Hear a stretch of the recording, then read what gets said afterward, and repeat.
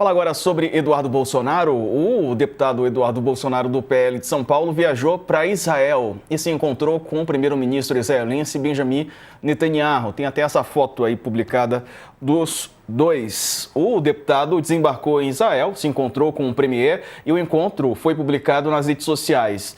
A Mariana Sanches, aqui do UOL, confirmou essa viagem com o Eduardo e o primeiro-ministro não compartilhou imagens da reunião, apenas o Eduardo, O deputado também se reuniu com o presidente do parlamento de Israel, o Amir Ohana, chamou o filho do ex-presidente Bolsonaro de amigo de Israel. Com líderes como ele, tenho esperança de que possamos fazer com que relações bilaterais Israel-Brasil voltem a ser ótimas, escreveu esse representante israelense. O Eduardo agradeceu o encontro e exaltou Ohana por distinguir a posição de Lula pró-Hamas, segundo ele, do restante da população brasileira. A guerra entre Israel e Hamas começou em outubro de 2023, no mês de outubro, e o conflito deixou mais de 70 mil palestinos mortos e 1.200 israelenses. O Eduardo está fora do Brasil desde fevereiro desse ano e agora fez essa viagem para Israel. O Alexandre Borges está de volta aqui com a gente.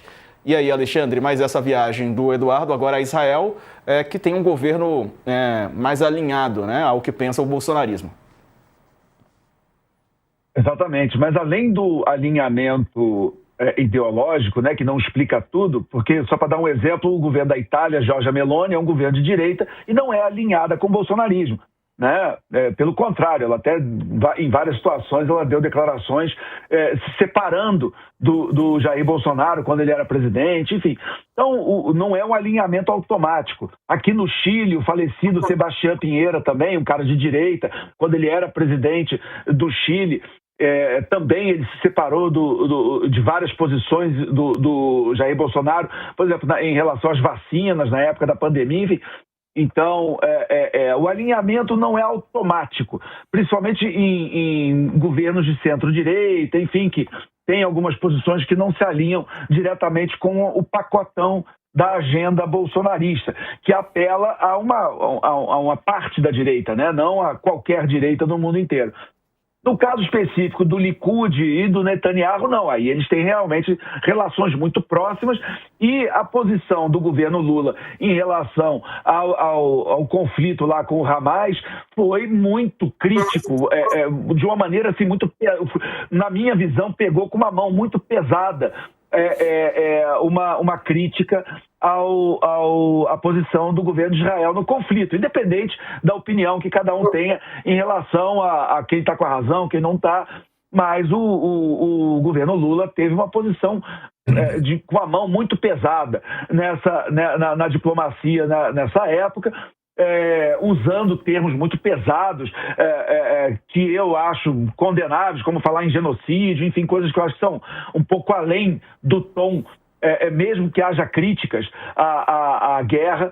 Enfim, então esse governo de Israel e Netanyahu se não me falha a memória, o primeiro-ministro mais longevo, que ficou mais tempo no poder desde a fundação do Estado de Israel em 47. Então, Israel, de certa forma, foi entregue numa bandeja de presente para o bolsonarismo. Então, essa aliança é natural. Durante o governo Bolsonaro, eles foram muito próximos, o Netanyahu visitou o Brasil, enfim, os bolsonaristas vão regularmente a Israel, eles estão toda hora lá, promoveram muitos negócios entre empresários. Então, é uma relação que a gente sabe que acontece. Então, ele não está fazendo nada além do que o bolsonarismo sempre fez, que é ter relações muito próximas com a direita israelense, com o governo de Netanyahu. Agora, se você me permite, Diego, eu quero fazer só um parênteses vamos chamar de informação aleatória. Opa. Que é o Eduardo Bolsonaro, ele citou um versículo bíblico, quando ele chegou lá, que ele fala de que Deus vai abençoar os que abençoam Israel. Isso é um versículo, Gênesis capítulo 12, versículo 3. Que é a aliança que Deus faz com Abraão. Lá no comecinho da Bíblia, lá no Gênesis, quando Deus fala para Abraão sair da terra dele e ir para a terra prometida. E aí, na promessa que Deus faz a Abraão, ele diz isso: você vai ser pai de uma nação e eu vou te abençoar, e todo mundo que te abençoar eu vou abençoar também. Então, isso, só para falar, isso é uma discussão teológica que separa muito dos protestantes dos católicos. Isso é uma curiosidade, porque a visão que muitos protestantes têm desse versículo é muito diferente do que os católicos têm. Os protestantes, eles consideram que esse versículo, né, ele justifica um alinhamento automático dos cristãos com o Estado de Israel e com a descendência, vamos chamar genética, do povo que vem de Abraão. Os católicos não acreditam nisso, né? A orientação que está no catecismo, enfim, é diferente. Que depois de Jesus Cristo, depois da nova aliança, o que seria a nova Israel é a igreja. E o alinhamento do católico, do cristão, deveria ser com a igreja, com todos que aceitam Cristo, a nova aliança, e não necessariamente a descendência genética do povo judeu que vem de Abraão. Interessante. Só uma curiosidade. Não, interessante, porque a gente vê como a população protestante ou evangélica, né, tem esse apego com Israel. Muitos, né, usam até a bandeira de Israel nos seus perfis e tal, das redes sociais, e a gente vê esse alinhamento, né? Oi, Coach. Eu queria saber uma coisa, Alexandre. As relações do bolsonarismo com Israel são antigas e conhecidas, né? Eu te pergunto, qual é a finalidade, qual é o objetivo hoje dessa visita do Eduardo Bolsonaro a Israel e ao encontro com Netanyahu? O Eduardo Bolsonaro, ele sonha em ser presidente da República, né? O Eduardo Bolsonaro, ele se coloca como um player internacional. Vocês vão lembrar que no primeiro ano do governo Bolsonaro, 2019, a grande obsessão, se você tivesse que explicar o primeiro ano do governo Bolsonaro, lá em 2019, em uma frase tentar emplacar Eduardo Bolsonaro como embaixador brasileiro nos Estados Unidos. A lógica do bolsonarismo é uma lógica dinástica, né? Quer dizer, o Jair Bolsonaro, ele sempre teve como obsessão colocar a família na política. Ele primeiro botou a sua primeira esposa, a mãe do Eduardo, né, a Rogéria Bolsonaro, na política. Depois eles se separam e aí ele coloca o Carlos na Câmara de Vereadores. Depois entra o Flávio Bolsonaro na Alerj, faz 4 mandatos como deputado estadual.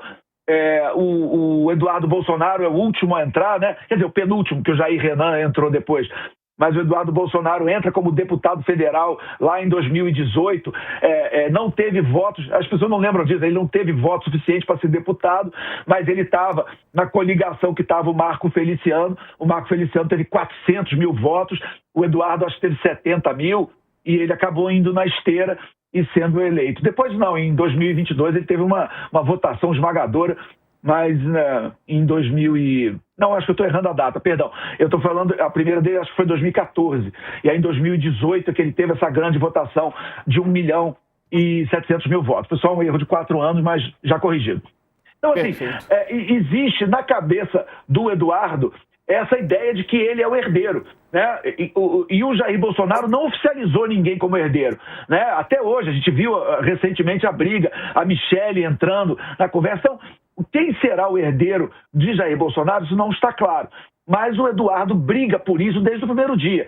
Então, ele briga onde? No campo internacional, que é onde ele acha que ele está nadando de braçada, onde ele está sozinho.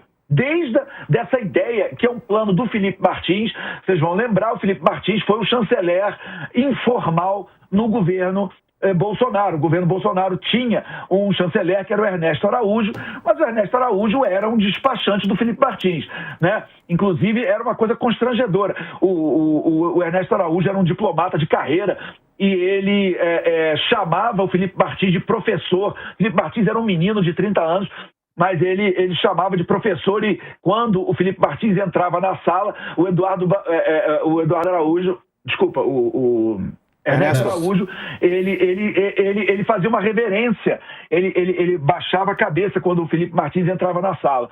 Então, assim, coisas do governo Bolsonaro. Então, assim, o Eduardo, ele segue nessa ideia dele que ele vai conseguir de alguma forma recuperar os direitos políticos, quer dizer, ele até ainda é técnico, não teve um mandato de deputado cassado ainda, né? Incrivelmente, eu vi até o Coxo falando disso, e eu concordo, é um escândalo, né? Ele ainda ter mandato de deputado federal, mas ele sonha em voltar ao Brasil e voltar num cavalo branco alado como um candidatíssimo ao legado do pai a ser presidente da República.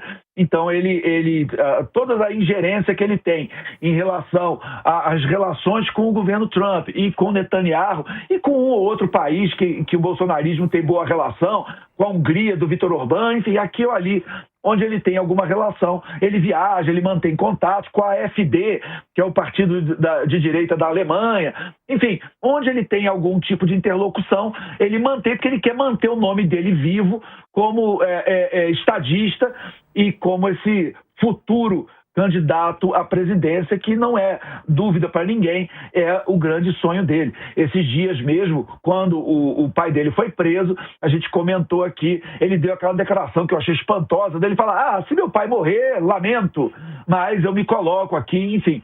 Então, o Eduardo é essa pessoa que sonha em ser presidente, não tem nos planos dele nenhum limite para essa agenda.